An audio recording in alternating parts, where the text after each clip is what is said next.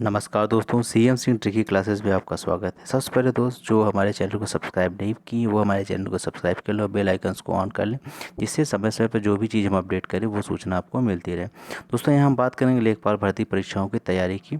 उसके अंतर्गत आज हम पढ़ेंगे भारत में विभिन्न ग्रामीण विकास योजनाओं के भाग 1 की। ऐसे हम लगातार भाग 1, भाग 2, भाग 3 लाएंगे जिससे संपूर्ण योजनाएं कंप्लीट हो जाएं।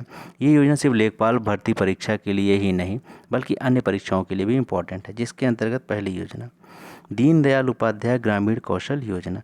इसकी शुरुआत 25 सितंबर 2014 को पंडित दीनदयाल उपाध्याय की 98वीं जयंती, 98वीं का मतलब 98, 98वीं जयंती के अवसर पर किया गया।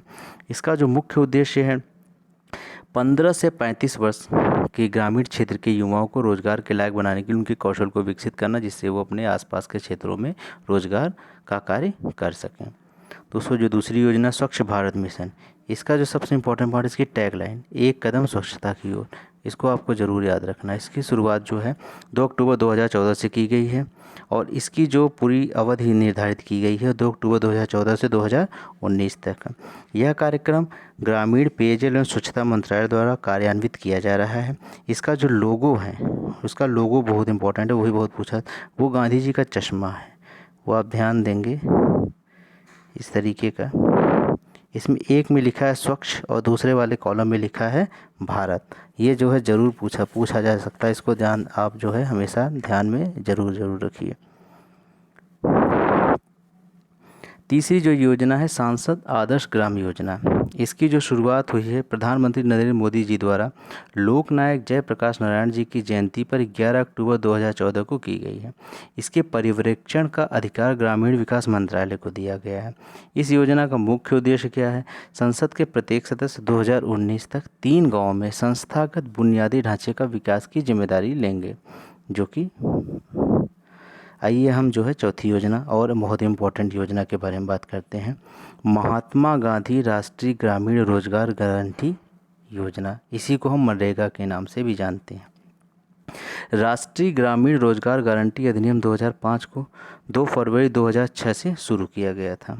अब इसका नया नाम महात्मा गांधी राष्ट्रीय ग्रामीण रोजगार गारंटी अधिनियम या मनरेगा 2 अक्टूबर 2009 से कर दिया गया है।